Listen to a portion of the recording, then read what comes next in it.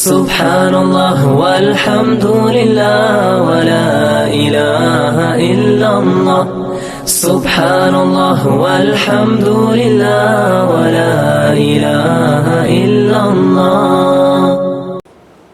اعوذ باللہ من الشیطان الرجیم، بسم اللہ الرحمن الرحیم۔ آیت 163 سے لے کر 166 تک۔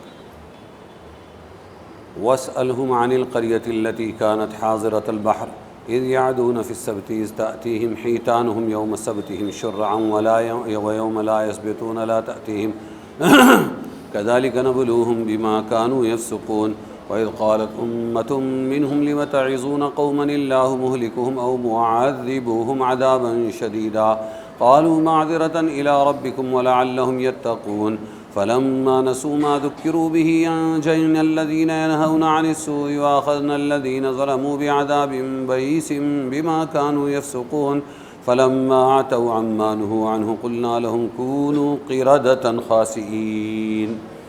سورہ اعراف۔ اور پوچھئے ان سے حال اس بستی کا جو تھی دریا کے کنارے، جب حد سے بڑھنے لگے ہفتے کے دن، تو سنیچر کے دن، ہفتے کے حکم میں جب حد سے بڑھنے لگے، جب آنے لگی ان کے پاس مچھلیاں سنیچر کے دن پانی کے اوپر، اور جس دن ہفتہ نہ ہو تو نہ آتی تھی، اس طرح ہم نے ان کو آزمایا اس لیے کہ وہ نافرمان تھے۔ اور جب بولے ان میں سے ایک فرقے والے، کیوں نصیحت کرتے ہو ان لوگوں کو جن کو اللہ چاہتا ہے کہ ہلاک کرے یا ان کو عذاب دے سخت؟ وہ بولے الزام اتارنے کی غرض سے تمہارے رب کے آگے، اور اس لیے کہ شاید وہ ڈریں۔ پھر جب وہ بھول گئے اس کو جو ان کو سمجھایا تھا، تو نجات دی ہم نے ان کو جو منع کرتے تھے برے کام سے، اور پکڑا گناہ گاروں کو برے عذاب میں بسبب ان کی نافرمانی کے۔ پھر جب بڑھنے لگے اس کام میں جس سے وہ روکے گئے تھے، تو ہم نے حکم کیا کہ ہو جاؤ بندر، ذلیل بندر بنا دیا ان۔ آپ صلی اللہ علیہ وسلم کے زمانے میں مدینہ میں یہودی تھے، تو اللہ تبارک و تعالی فرما رہے ہیں حضور صلی اللہ علیہ وسلم سے کہ یہ یہودی جو آپ کے آس پاس ہے، ان لوگوں سے بطور تنبیہ کے اس بستی والوں کا جو کہ دریائے نمکین، دریائے شور کے قریب آباد تھے، اور اس میں یہودی رہتے تھے جن کو سنیچر کے روز شکار کرنا ممنوع تھا، اس وقت کا حال ان سے پوچھیے۔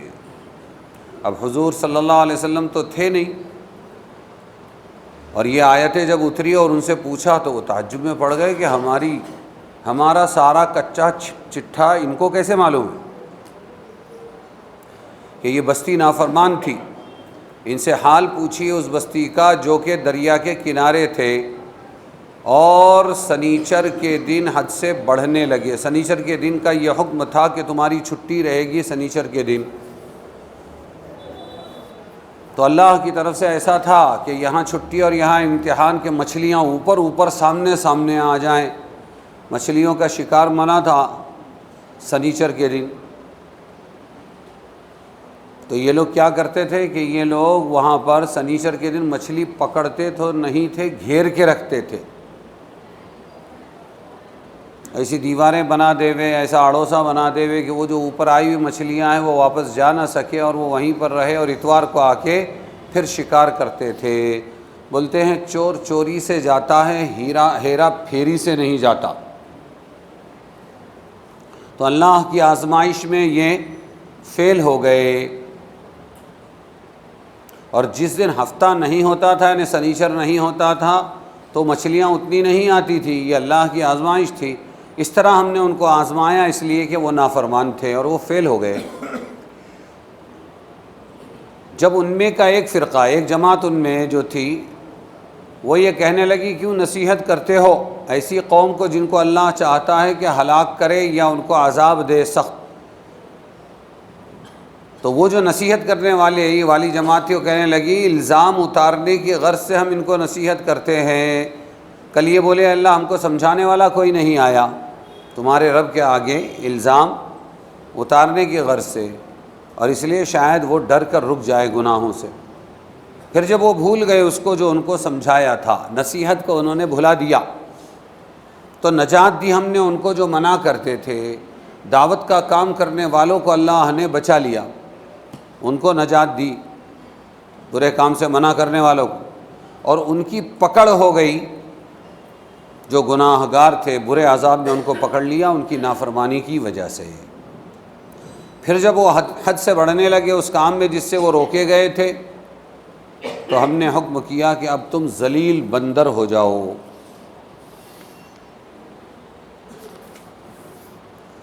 آگے اور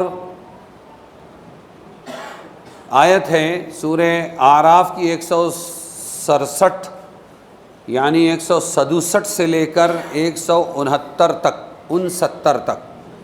وَإِذْ تَأَذَّنَ رَبُّكَ لَيَبْعَثَنَّ عَلَيْهِمْ إِلَى يَوْمِ الْقِيَامَةِ مَنْ يَسُومُهُمْ سُوءَ الْعَذَابِ إِنَّ رَبَّكَ لَسَرِيعُ الْعِقَابِ وَإِنَّهُ لَغَفُورٌ رَحِيمٌ وَقَطَّعْنَاهُمْ فِي الْأَرْضِ أُمَمًا منهم الصالحون ومنهم دون ذلك وبلوناهم بالحسنات والسيئات لعلهم يرجعون فخلف من بعدهم خلف ورثوا الكتاب يأخذون عرض هذا الأدنى ويقولون سيغفر لنا وإن يأتهم عرض مثله يأخذوه ألم يؤخذ عليهم ميثاق الكتاب ألا يقولوا على الله إلا الحق ودرسوا ما فيه والدار الآخرة خیر للذین یتقون فلا تعقلون۔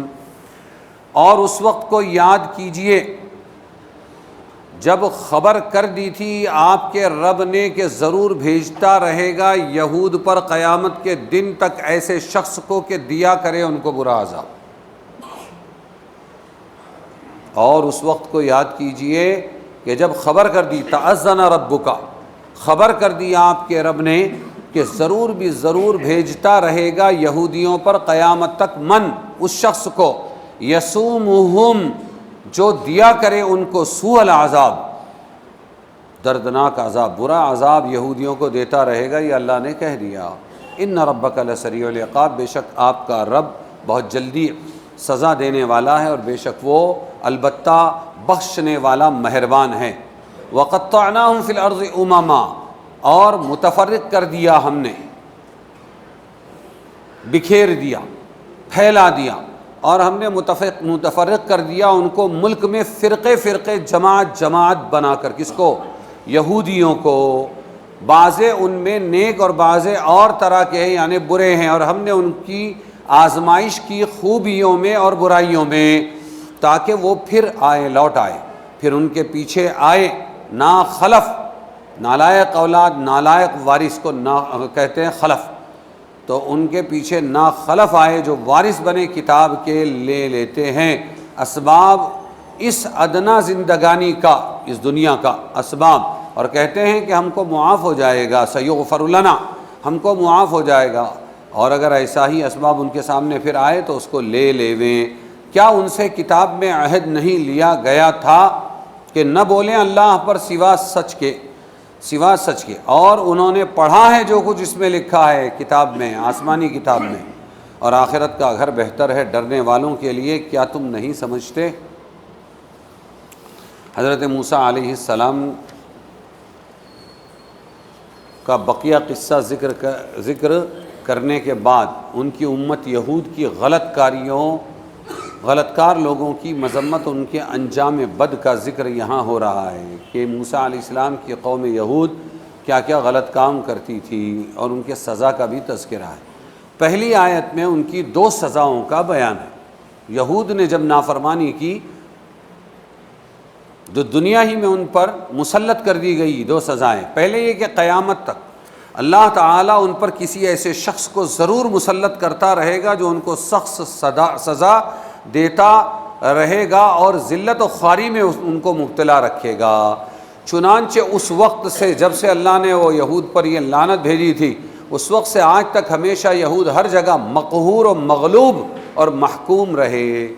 مقہور یعنی لوگ ان کو دباتے رہے، مغلوب لوگ ان پر غالب رہے، محکوم انہوں نے کبھی حکومت نہیں کی بلکہ وہ ہمیشہ حکومت کیے جاتے رہے، ان کے اوپر حکومت رہی۔ اب کوئی آج کے اسرائیل کو دیکھے تو یوں کہے کہ بھائی آج تو وہ سب پر بھاری ہے، تو آؤ اس کی حقیقت سمجھو، اللہ کا کلام غلط نہیں ہو سکتا۔ وہ موسیٰ علیہ السلام کے زمانے میں فرما دیا تھا ہزاروں سال پہلے کہ یہ قوم یہود پر ایک عذاب دنیا میں یہ رکھوں گا کہ ایک آدمی ان پر ایسا مسلط رہے گا جو ہمیشہ ان کو سزا دیتا رہے گا۔ ہٹلر کا واقعہ یاد کر لو، وغیرہ وغیرہ۔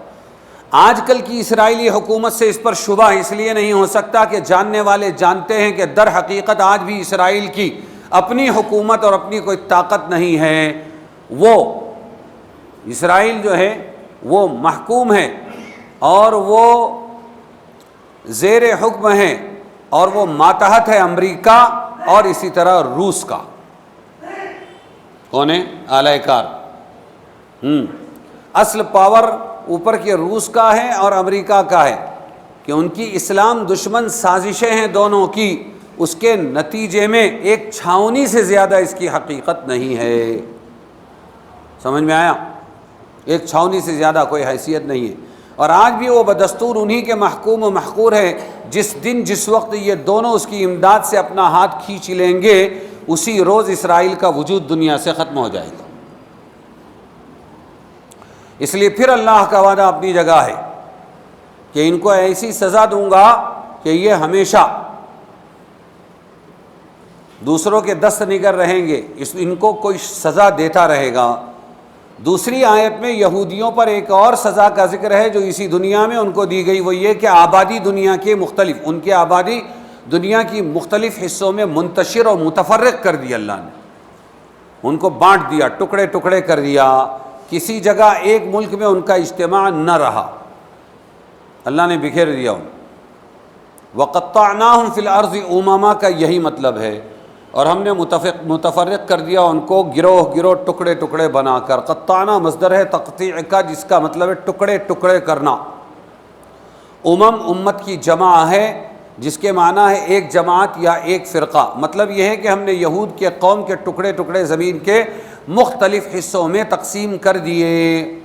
کب بول رہے ہیں اللہ یہ حضرت موسیٰ علیہ السلام کے زمانے میں۔ اس سے معلوم ہوا کہ کسی قوم کا ایک مطلب سمجھ میں آیا، کسی قوم کا ایک جگہ اجتماع اور اکثریت میں رہنا یہ اللہ تعالیٰ کا انعام و احسان ہے، اور اس کا مختلف جگہ منتشر ہو جانا ایک طرح کا عذاب الہی ہے۔ مسلمانوں کو دیکھو دنیا کے اندر کہ مسلمانوں پر اللہ کا یہ انعام ہمیشہ رہا، اور انشاءاللہ قیامت تک رہے گا۔ وہ جس جگہ رہے ان کی ایک زبردست اجتماعی قوت وہاں پیدا ہو گئی۔ مدینہ طیبہ سے یہ سلسلہ شروع ہوا، مشرق و مغرب میں اسی کیفیت کے ساتھ حیرت انگیز طریقے پر پھیلاؤ۔ مشرق بعید میں کئی ملک ہے، اس میں ایک انڈونیشیا بھی ہے اور بھی ملک ہے، ملیشیا بھی ہے، ہاں یہ سب اسی کا نتیجہ ہے۔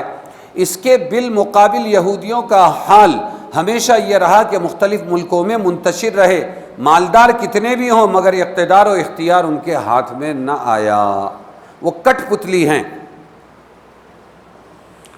اور یہی چیز تو ہمارے قریب کے لوگوں کو بھی ستاتی ہے۔ یار ساری دنیا کے اندر 50 یا اس سے بھی زیادہ مسلمانی حکومتیں، اسلامی اگر نہ کہوں تو ٹھیک ہوگا، مسلمانی حکومتیں موجود ہے، مسلمانوں کی حکومت موجود ہے، ایک بھی ایسا نہیں ہے جہاں پر ہماری حکومت موجود ہو۔ یہی چیز تو ستاتی ہے، یہی چیز پریشان کرتی ہے۔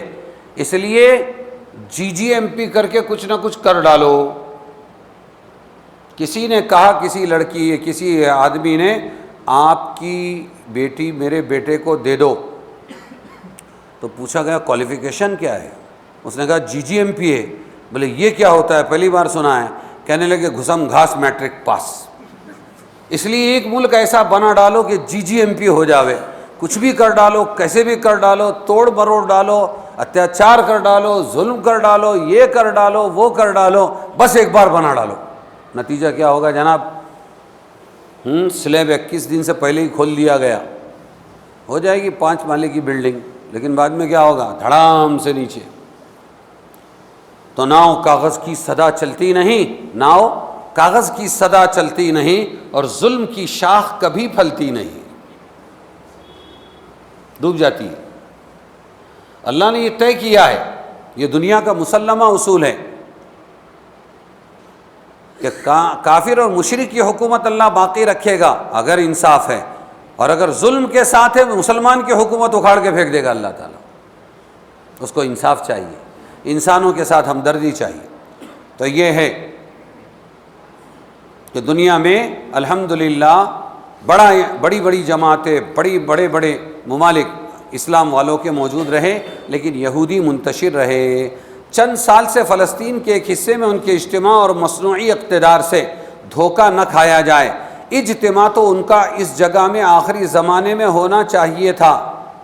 اللہ تو باقاعدہ ان کو لائے گا ایک دن آخری زمانے میں، تاکہ چن چن کے مارے جائیں، قیامت کی نشانی پوری ہوگی۔ ایک جگہ ہوں گے تب تو عذاب آئے گا، کیونکہ صادق مصدوق رسول کریم صلی اللہ علیہ وسلم کی احادیث صحیحہ میں قرب قیامت کے لیے یہ خبر دی گئی، آخری زمانے میں حضرت عیسیٰ نازل ہوں گے، نصارہ عیسائی سب مسلمان ہو جائیں گے، یہودیوں سے جہاد کر کے ان کو قتل کریں گے۔ خدا کا مجرم وارنٹ اور پولیس کے ذریعے پکڑ کر نہیں بلایا جاتا ہے، بلکہ خدا کا مجرم وہ تکوینی اسباب ایسے جمع کر دیتا ہے اللہ تعالیٰ کہ مجرم اپنے پاؤں چل کر ہزاروں کوششیں کر کے اپنی قتل گاہ پر خود پہنچتا ہے۔ یہ تو وقت سے پہلے ہی جمع ہو رہے ہیں، ورنہ یہ جمع کیے جائیں گے اللہ کی طرف سے، جس نے منتشر کیا وہ جمع کیا جائے گا تاکہ حضرت عیسیٰ کے ذریعے جہاد اور یہ سب قتل کیے جائیں۔ جس درخت کے پیچھے چھپے گا کوئی یہودی وہ بھی بولے گا یہاں چھپا ہوا ہے، مار ڈالو اس کو۔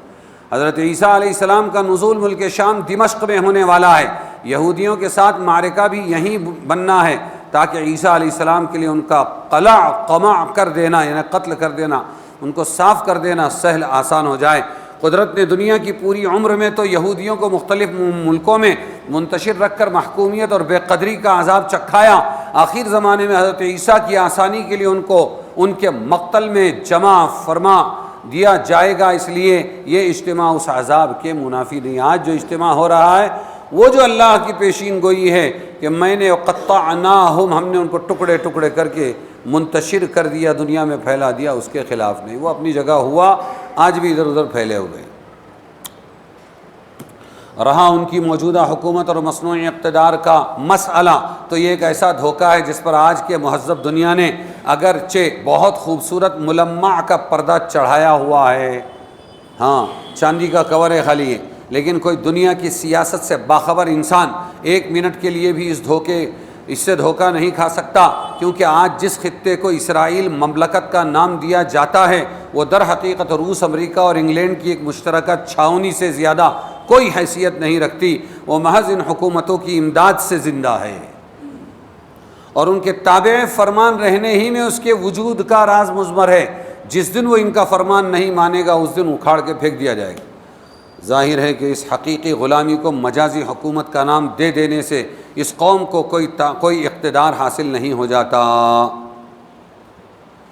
قرآن کریم نے قیامت تک کے اس قوم کی رسوائی اور خواری کے جس عذاب کا ذکر کیا ہے وہ آج بھی بدستور موجود ہے۔ وَإِذْ تَأْذَنَ رَبُّكَ لَيَبْعَثَنَّ عَلَيْهِمْ إِلَى يَوْمِ الْقِيَامَةِ مَن يَسُومُهُمْ سُوءَ الْعَذَابِ، یعنی ان کو سزا دینے والا ہر زمانے میں سزا کا مزہ چکھاتا رہے گا۔ جیسا کہ اول سلیمان علیہ السلام کے ہاتھ سے ان کو اجاڑا گیا، قتل کیا گیا، پھر بخت نصر بادشاہ آیا، اس کے ذریعے اخیر میں رسول کریم صلی اللہ علیہ وسلم کے ہاتھ سے، اور باقی ماندہ حضرت فاروق اعظم کے ذریعے، حضور کے ہاتھ سے بھی ہوا۔ یخربون بیوتہم بایدیہم وایدی المؤمنین فاعتبروا یا اولی الابصار، جب انہوں نے عہد شکنی کی غیر مسلموں سے مل کر، حضور چین سے رہنے دے رہے تھے لیکن یہ وعدہ خلاف مستی خور لوگ تھے، تو جب انہوں نے عہد شکنی کی اور مشرکین کا ساتھ دیا، کاہے میں ساتھ دیا؟ غزوہ احزاب میں۔ کہاں؟ خندق کا غزوہ تھا کہ ایک مرتبہ مسلمانوں کو ختم کر ڈالا، تو حضور کو معلوم ہو گیا۔ پھر آپ وہاں سے جیسے ہی آئے، ابھی ہتھیار کھولے نہیں تھے، جبرائیل آئے ہیں اور کہہ رہے ہیں چلو، اور جا کے بنو قریظہ کا محاصرہ کیا، پھر بنو نذیر کا بھی کیا۔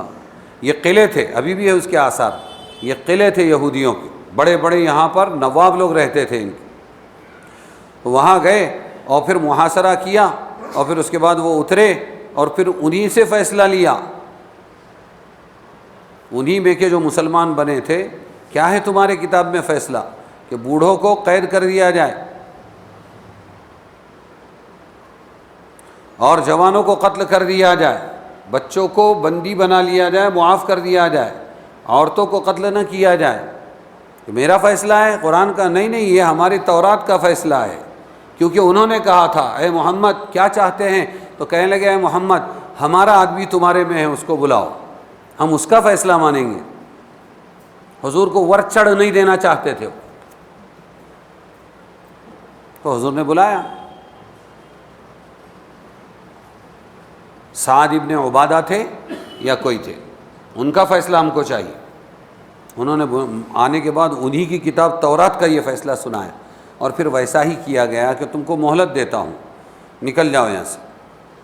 تو انہوں نے جو باغات بنائے تھے، جو محل بنائے تھے اور جو اپنے قلعے بنائے تھے، سب کو اپنے ہاتھوں سے اجاڑا۔ قرآن کہتا ہے یخربون بیوتہم، اپنے گھر کو ویران کر رہے تھے، اجاڑ رہے تھے، بِأَيْدِيهِمْ وَأَيْدِي الْمُؤْمِنِينَ، اپنے ہاتھوں سے اور مسلمانوں کے ہاتھوں سے۔ فَاعْتَبِرُوا يَا أُولِي الْأَبْصَارِ، اے دیکھنے والو تم عبرت پکڑو۔ اللہ کے نافرمانوں کا حشر کیا ہوتا ہے، تو جلا وطن کر دیا تھا۔ پھر حضرت عمر کے زمانے میں بھی ایسا ہی ہوا، تو اللہ کا قول پورا ہوتا رہے گا۔ پھر اور بھی ہوا، میں نے نام لیا تھا۔ دوسرا جملہ ہے منہم الصالحون ومنہم دون ذالک، یہودیوں میں کچھ اچھے بھی تھے کچھ برے بھی تھے۔ اچھے وہ لوگ تھے جو اپنی اصلی کتاب کے تمام تعلیمات پر پابند رہے، اور برے وہ لوگ تھے جنہوں نے اپنی ہی کتاب کا حکم نہ مانا۔ یا اس سے اچھے لوگ وہ مراد ہوں جو حضور صلی اللہ علیہ وسلم پر بھی ایمان لائے بعد میں۔ بعض لوگوں نے اپنی کتاب میں تحریف کر کے اپنی کتاب کے خلاف چل کر، نبی کے خلاف چل کر اپنی زندگی برباد کی۔ آگے اللہ فرماتے ہیں ان آیتوں میں وَبَلَوْنَاهُمْ بِالْحَسَنَاتِ وَالسَّيِّئَاتِ لَعَلَّهُمْ يَرْجِعُونَ، ہم نے اچھی حالت بری حالت دونوں ان پر ڈالی، اور دنیا کا اصول ہے کہ اچھی حالتیں دیتا ہے اللہ تعالیٰ تاکہ شکر ادا کریں، اللہ ہم اس قابل نہیں تھے، کہاں میں اور کہاں یہ نکھت گل، نسیم صبح تیری مہربانی۔ اچھی حالت آئے تو شکر ادا کریں کہ ہم اس نعمت کے قابل کہاں تھے، تو اللہ تعالیٰ خوش ہو جائے۔ یا اگر بری حالت آئے تو فوراً رو دھو کر اللہ کو راضی کرنے کی کوشش کریں۔ تو اللہ فرماتے ہیں ہم نے دونوں اعتبار سے ان کو آزمایا تاکہ یہ اپنے اللہ کی طرف لوٹ آئیں۔ سمجھ میں آیا؟ لیکن یہ بڑی الٹی قوم تھی، انہوں نے کیا کیا؟ اچھی حالت سے مراد مال و دولت کے ذخیرے، عیش و عشرت کے سامان دیے۔ بری حالت سے مراد یا تو ذلت و خواری کے واقعات ہیں جو ہر زمانے میں مختلف صورتوں سے پیش آتے رہے، یا کسی وقت کا قحط اور افلاس جو ان پر ڈالا گیا وہ مراد ہے۔ بہرحال مطلب یہ ہے کہ انسان کی فرما برداری یا سرکشی کا امتحان لینے کے دو طریقے ہیں، دونوں استعمال کر لیے۔ ایک یہ کہ احسانات و انعامات کر کے اس کی آزمائش کی جائے کہ وہ احسان کرنے والے اور انعام دینے والے کے شکر گزار فرما بردار ہوتے ہیں یا نہیں۔ دوسرے کہ مختلف تکلیفوں پریشانیوں میں ابتلا کر کے ان کی آزمائش کی جائے کہ وہ اپنے رب کی طرف رجوع ہونے والے بدعمالیوں سے توبہ کرتے ہیں یا نہیں۔ لیکن قوم یہود ان دونوں امتحان میں فیل ہو گئی۔ کیا ہوا؟ جب اللہ تعالیٰ نے ان پر نعمت کے دروازے کھولے، مال و دولت کی فراوانی عطا فرمائی، تو کہنے لگے ان اللہ فقیر ونحن اغنیاء۔ کیا کہا انہوں نے؟ مال آیا نا، اللہ فقیر ہے اور ہم مالدار ہیں۔ یہ قرآن میں ہی اللہ کی نعمتوں پر فخر کر کے کیا کہنے لگے؟ اللہ فقیر ہے، ہم مالدار ہیں۔ اور جب ان کو اللہ نے غریب بنا دیا، نادار کر دیا، تو پھر کہنے لگے ید اللہ مغلولہ، اللہ کا ہاتھ بہت تنگ ہے، ہم کو کچھ دیتا ہی نہیں ہے۔ ید اللہ مغلولہ، اللہ کا ہاتھ بہت تنگ ہو گیا۔ ایک بات تو ان آیتوں میں یہ سمجھ میں آئی کہ اس دنیا کی راحت و کلفت اور خوشی و غم در حقیقت اللہ کے امتحان کے مختلف پرچے ہیں۔ یہ جو ہم پر حالات آتے ہیں، مصیبتیں آتی ہیں، کبھی خوشی آتی ہے، یہ سب اللہ کا امتحان ہے جن کے ذریعے اس کے ایمان اور خدا پرستی کی آزمائش کی جاتی ہے کہ یہ راحت میں مست ہو جاتا ہے اور مصیبت میں پست ہو جاتا ہے، یا یہ ہے کہ یہ راحت میں اللہ کا شکر ادا کرتا ہے اور مصیبت میں اللہ کے لیے صبر کرتا ہے؟ صبر بھی کامیاب کرا دے گا، شکر بھی کامیاب کرا دے گا، سمجھے کہ نہیں؟ جی، نہ یہاں کی تکلیف کچھ زیادہ رونے دھونے کی چیز ہے، نہ کوئی راحت مسرور و مغرور ہو جانے کا سامان ہے۔ عاقبت اندیش یعنی انجام پر نظر رکھنے والا عقل مند، وہ اس کے لیے یہ دونوں چیزیں قابل توجہ نہیں ہیں۔ ہاں، نہ شادی داد سامانے، نہ غم آورد نقصانے، بپیش ہمت ماں ہرچ آمد بود مہمانے۔ فارسی کا شعر ہے کہ خوشی نے کوئی ہم کو کوئی سامان نہیں دیا اور نہ غم نے ہمیں کوئی نقصان پہنچایا۔ کیوں؟ ہماری ہمت کے سامنے جو چیز بھی آیا وہ وقتی مہمان تھا، غم آیا وہ بھی چلا گیا، خوشی آئی وہ بھی چلی گئی۔ سمجھے کہ نہیں سمجھے؟ اب اس کے بعد ایک آیت ہے کہ اب یہ لوگوں میں کچھ صالح نیک تھے اور کچھ جو ہے وہ طالح تھے، کچھ برے تھے یہودیوں میں، لیکن فخلف من بعدهم خلف ورثوا الكتاب يأخذون عرض هذا الأدنى ويقولون سيغفر لنا وإن يأتهم عرض مثله يأخذوه۔ اس میں لفظ خلف آیا ہے، اور خلف کا مطلب ہے یہ خلافت مصدر سے، خلافت کے مصدر سے مشتق ہے، جس کے معنی ہے قائم مقام اور خلیفہ، خلف، اور دوسرا ہے خلف جو قائم مقام اور خلیفہ کے معنی میں استعمال ہوتا ہے، لیکن دونوں میں ایک فرق ہے۔ خلف اور خلف میں ایک فرق ہے، مادہ اگرچہ دونوں کا ایک ہے۔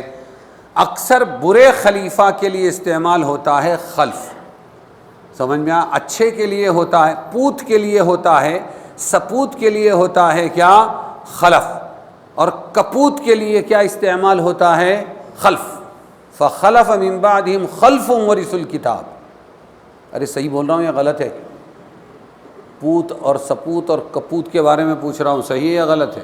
سپوت تو نیک صالح اولاد کو بولتے ہیں نا، اور کپوت بری اولاد کو بولتے ہیں نا۔ تو اچھی، یہ کہتے ہیں اللہ فرماتے ہیں منہم الصالحون ومنہم دون ذالک، کچھ تو اچھے تھے ان میں، نیک تھے یہود و نصارہ میں، اور کچھ لوگ کیا تھے ان میں کہ وہ اور طرح کے تھے یعنی برے تھے، لیکن ان کے بعد وہ تو تھے جیسے تھے، ان کے بعد جو آئے وہ تو بڑے نالائق تھے، بعد کے یہودی بڑے نالائق تھے۔ اس مقام اس کے مقابل نیک قابل خلیفہ کو کہا جاتا ہے اچھا جو اپنے بڑوں کے نقش قدم پر چلے، ان کے مقصد کی تکمیل کرے۔ اس لفظ کا اکثر استعمال اسی طرح ہے، کہیں کہیں اس کے خلاف بھی ہے۔ ورثوا الکتابہ، یہ لوگ وارث ہوئے کتاب کے۔ میراث کس کو کہتے ہیں؟ جو چیز مرنے والوں کے بعد زندہ رہنے والوں کو ملتی ہے اس کو میراث یا وراثت کہا جاتا ہے۔ مرنے والوں کے بعد زندہ رہنے والوں کو جو ملے اس کو میراث یا وراثت کہا جاتا ہے۔ معنی یہ ہے کہ کتاب تورات ان لوگوں کو اپنے بڑوں سے وراثت میں ملی تھی، یعنی ان کے مرنے کے بعد ان لوگوں کے ہاتھ آئی۔ لفظ عرض ہے، کیا ہوا پھر کہ جو نالائق تھے وہ کیا کرنے لگے؟ یاخذون، کتاب کے وارث لوگ کیا کرنے لگے؟ لینے لگے، پکڑنے لگے۔ عرض ھذا الادنی، اس دنیا کے سامان کو، اس دنیا کے سامان کو، اس دنیا دنی کے سامان کو، اس ادنا گھٹیا دنیا کے سامان کو لینے لگے۔ ویقولون، اور کتاب بیچنے لگے، کتاب کے غلط مطلب بیان کرنے لگے۔ ویقولون، اور جب ان سے کہا جاتا ارے تم اللہ کو کیا جواب دیں گے؟ سیغفر لنا، ہم کو معاف کر دیا جائے گا۔ کیا بولتے تھے؟ کتنے ڈھیٹ تھے، کتنے دیدہ دلیر تھے کہ خود بدلتے نہیں تھے، قرآن کو بدل دیتے تھے، آسمانی کتاب کو بدل دیتے اور ساتھ میں کہتے تھے کہ نہیں ہم کو سب معاف ہو جائے گا۔ اللہ فرما رہے کہ معاف کر دینے کے بعد پھر اگر دوبارہ ایسا ہوا کوئی پیسے لے کے آ گیا ان کے پاس، وَإِن يَأْتِهِمْ عَرَضٌ، اور اگر دنیا ایسی ہی ان کے پاس آ گئی، یأخذوا، پھر لیں گے دنیا، پھر اپنے دین کو بیچیں گے، اس لیے وہ نالائق تھے۔ آیت کے معنی یہ ہے پہلے دور کے یہودیوں میں تو دو قسم کے لوگ تھے، کچھ نیک صالح پابند شریعت تورات کے، اور کچھ نافرمان گناہ گار، مگر ان کے بعد جو لوگ ان کی نسل میں ان کے خلیفہ اور قائم مقام و تورات کے وارث بنے، انہوں نے یہ حرکت اختیار کی کہ اللہ تعالیٰ کی کتاب کو سوداگری کا مال بنا لیا۔ کیا بنا لیا؟ کپڑے بیچتے ہیں لوگ، سامان بیچتے ہیں، یہ کیا بیچنے لگے؟ ان کے علماء یہ اپنی کتاب، اپنا دین بیچنے لگے دنیا کمانے کے واسطے، کہ اہل غرض سے رشوت لے کر اللہ کے کلام میں تحریف کر کے اس کے مطلب کے موافق بنانے لگے۔ سمجھے کہ نہیں سمجھے؟ وَيَقُولُونَ سَيُغْفَرُ لَنَا، پھر جب ان سے کہا جاتا کہ ارے تم کتنا برا کام کر رہے ہو، کہتے ہیں ہم نے اگرچہ گناہ کیا ہے مگر یہ گناہ ہمارا بخش دیا جائے گا۔ یہ کون سا خناس تھا معلوم؟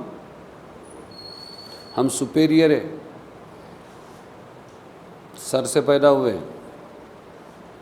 کہاں سے پیدا ہوئے؟ آج یہاں ہے نا، یہ انہی کی نسل ہے، اس لیے ہم کو 100 خون معاف۔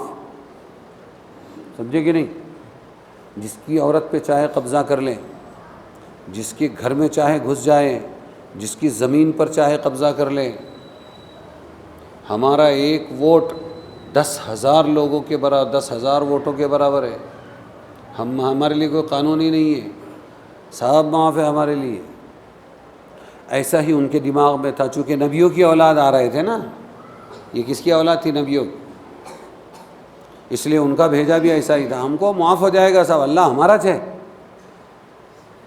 اللہ تعالیٰ نے ان کی غلطی پر اگلے جملے میں اس طرح تنبیہ فرمائی، وَإِن يَأْتِهِمْ عَرَضٌ مِثْلُهُ يَأْخُذُوهُ، ان کا یہ حال ہے اگر اس وقت بھی ان کو تحریف کلام اللہ کے بدلے میں کوئی مال ملنے لگے تو یہ اب بھی مال لے کر تحریف کرنے سے، بدلاؤ کرنے سے باز نہ آئیں۔ مطلب یہ ہے کہ اللہ تعالیٰ کی مغفرت بخشش بجا اور حق ہے، مگر انہی لوگوں کے لیے جو اپنے کیے پر نادم ہو اور آئندہ اس کے چھوڑنے کا پختہ عزم کر لیں تو ہاں اللہ ان کو معاف کرتا ہے، پھر بار بار کرنے والوں کو معاف نہیں کرتا۔ یہ لوگ اپنے جرم پر اصرار کے باوجود مغفرت کے امیدوار ہیں، حالانکہ اس وقت ان کو پیسہ ملے تو تحریف کرنے میں کوتاہی نہ کریں۔ گناہ پر اصرار کرتے ہوئے مغفرت کی امید رکھنا خود فریبی اپنے آپ کو دھوکہ دینا ہے، اس سے زیادہ کوئی حقیقت نہیں رکھتا۔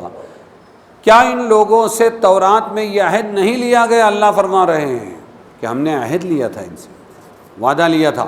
کیا لیا تھا؟ ارے بولو نا، وعدہ لیا تھا اللہ تعالیٰ نے تورات میں۔ کیا وعدہ لیا تھا؟ الم یؤخذ علیہم میثاق الکتاب اللہ یقولوا علی اللہ الا الحق ودرسوا ما فیہ، کیا ان سے کتاب میں عہد نہیں لیا گیا کہ نہ بولے اللہ پر سوائے سچ کے، اور انہوں نے پڑھا ہے جو کچھ اس میں لکھا ہے۔ یہ پڑھے لکھے جاہل ہے۔ کیا ہے؟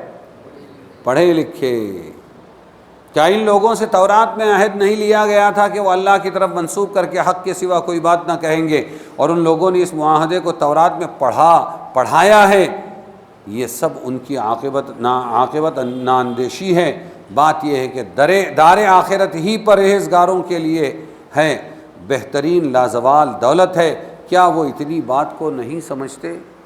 افسوس یہ ہے کہ صرف تورات نہیں، ہر آسمانی کتاب کے ساتھ بعد والوں نے یہی کیا۔ ہم میں بھی بہت سے مسلمان ہیں جو جان بوجھ کر قرآن کو بدل دیتے ہیں۔ سمجھے کہ نہیں؟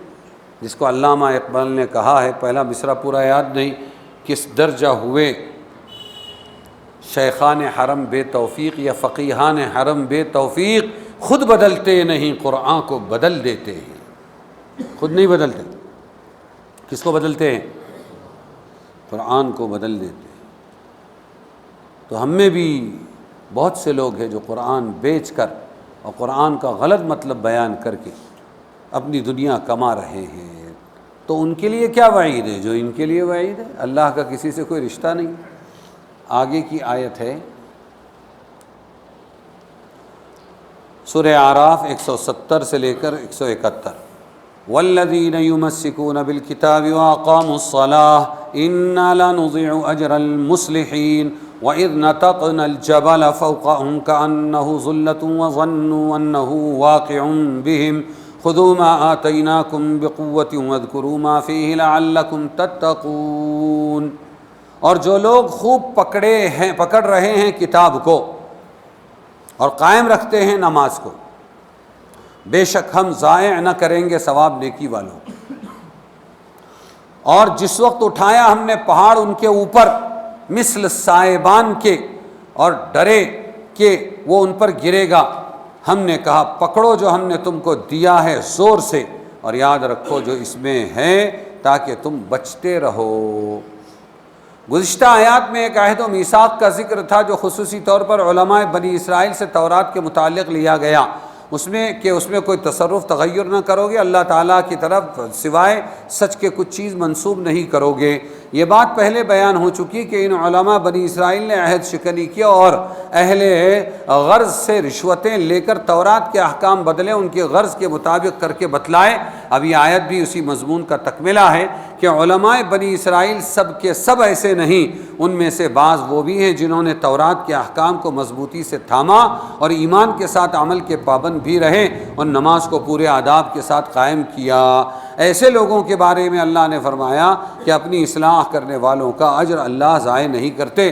تو جن لوگوں نے ایمان و عمل دونوں فرائض ادا کر کے اپنی اصلاح کر لی، ان کا اجر ضائع نہیں ہو سکتا. اور جو لوگ خوب پکڑ رہے ہیں کتاب کو اور قائم رکھتے ہیں نماز کو، بے شک ہم ضائع نہ کریں گے نیکی والوں کا ثواب. اس آیت میں چند فوائد ہیں. نمبر 1، کتاب سے مراد اس میں وہی کتاب ہے جس کا ذکر پہلے آ چکا ہے، یعنی تورات، لیکن کتاب سے ہر آسمانی کتاب بھی مراد لی جا سکتی ہے.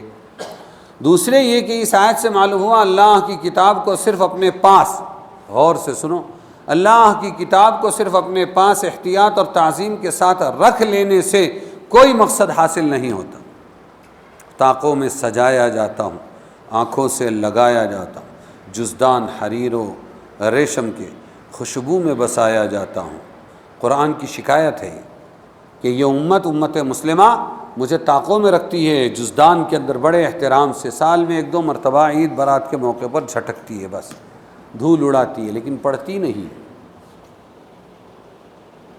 جی تو یہ کہہ رہے ہیں معلوم ہوا اللہ کی کتاب کو صرف اپنے پاس احتیاط اور تعظیم کے ساتھ رکھ لینے سے کوئی مقصد حاصل نہیں ہوتا، بلکہ اس کے احکام کی پابندی مطلوب ہے. جو قرآن میں اس پر عمل کرو. شاید اسی کی طرف اشارہ کرنے کے لیے اس آیت میں کتاب کے لینے یا پڑھنے کا ذکر نہیں ہے، ورنہ یاخذون یا یقرؤون کا لفظ ہوتا. اس جگہ اللہ نے جو لفظ استعمال کیا ہے والذین یمسکون بالکتاب، اور جو لوگ خوب پکڑ رہے ہیں کتاب، خالی یاخذون الکتاب نہیں کہا، یقرؤون الکتاب نہیں کہا، یمسکون بالکتاب، جو بہت مضبوطی سے کتاب کو پکڑ رہے ہیں اور نماز پڑھ رہے ہیں، ان کے اجر کو ہم ضائع نہیں کریں گے. یہ مطلب جس کے معنی ہے مضبوطی کے ساتھ پوری طرح تھامنا، یعنی اس کے احکام کی تعمیل کرنا. یہ کوئی برکت کی کتاب نہیں ہے قرآن کہ خالی پھونک پھونک کے دیتے رہو اور بیمار اچھے ہوتے رہے.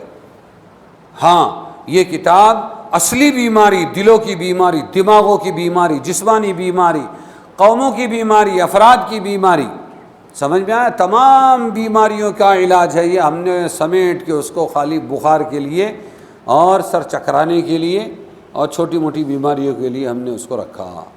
تیسری بات قابل غور یہ ہے کہ یہاں احکام تورات کی تعمیل اور پابندی کا ذکر تھا، اور احکام تورات سینکڑوں ہیں، بہت سے احکامات ہیں. ان میں سے اس جگہ صرف اقامت صلاۃ کے ذکر پر اکتفا کیا گیا.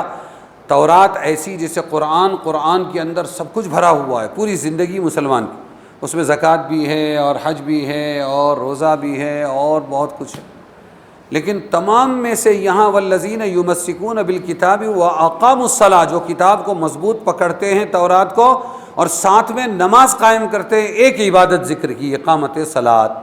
یہ قابل غور ہے، ان کی تعریف کی ہے اللہ نے. اس میں اشارہ ہے اس بات کی طرف کہ کتاب اللہ کے احکام میں سب سے زیادہ اہم اور افضل اور اعلیٰ نماز ہے. نیز یہ کہ نماز کی پابندی احکام الہیہ کی پابندی کی خاص نشانی ہے. جو نماز کا پابند ہے امید ہے کہ باقی احکام کا بھی پابند ہوگا. اور نماز پڑھتے پڑھتے یہ نماز اسے باقی گناہوں سے بچا کر باقی احکام پر لائے گی. سمجھ میں آیا؟ وہ ایک سجدہ جسے تو گراں سمجھتا ہے 1000 سجدوں سے دیتا ہے آدمی کو نجات، تجھے کہیں کا نہ چھوڑے گا دین و دنیا میں، تیرا نماز سے بچنا، اذان سے بچنا۔ تو نماز کو خاص ذکر کیا کہ اس کے ذریعے فرما برداری نافرمانی کی پہچان ہوتی ہے، نماز کے ذریعے اس کی پابندی میں یہ خاصیت بھی ہے کہ جو نماز کا پابند ہو گیا اس کے لیے دوسرے احکام خداوندی کی پابندی بھی آسان ہو جاتی ہے، اور جس نے نماز کی پابندی نہ کی اس سے دوسرے احکام کی پابندی بھی نہ ہو سکے گی، جیسا کہ حدیث رسول میں ہے نماز دین کا ستون ہے۔ کیا فرمایا حضور نے؟ نماز دین کا کھمبا ہے، ستون ہے، جس پر اس کی تعمیر کھڑی ہوئی ہے پورا دین۔ جس نے اس ستون کو ڈھا دیا، قائم کر لیا، اس نے دین کو قائم کیا، جس نے اس کو منہدم کر دیا اس نے پورے دین کی عمارت کو منہدم کر دیا۔ اسی لیے اس آیت میں والذین یمسکون بالکتاب تعریف کی کہ وہ کتاب کو مضبوطی سے پکڑتے ہیں، کے ساتھ آگے اقاموا الصلاۃ اور نماز قائم کرتے ہیں۔ یہ بتلایا کہ تمسک کرنے والا، دین کو مضبوط پکڑنے والا، کتاب کو مضبوط پکڑنے والا، اس کی پابندی کرنے والا صرف اسی کو سمجھا جائے گا جو نماز کو اس کے آداب و شرائط کے ساتھ پابندی سے ادا کرے۔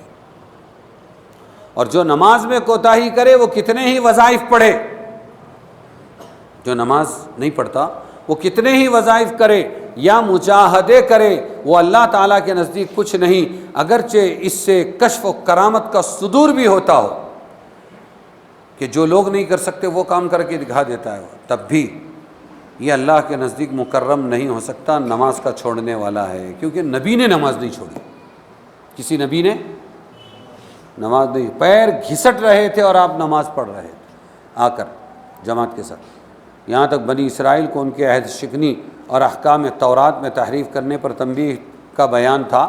دوسری آیت میں بنی اسرائیل ہی کے ایک خاص عہد کا ذکر ہے جو ان سے احکام تورات کی پابندی کے لیے ڈرا دھمکا کر گویا زبردستی لیا گیا، جس کا ذکر سورہ بقرہ میں آ چکا ہے۔ وہ کیا ہے بھائی؟ وَإِذْ نَتَقْنَا الْجَبَلَ فَوْقَهُمْ، اور جس وقت اٹھایا ہم نے پہاڑ ان کے اوپر،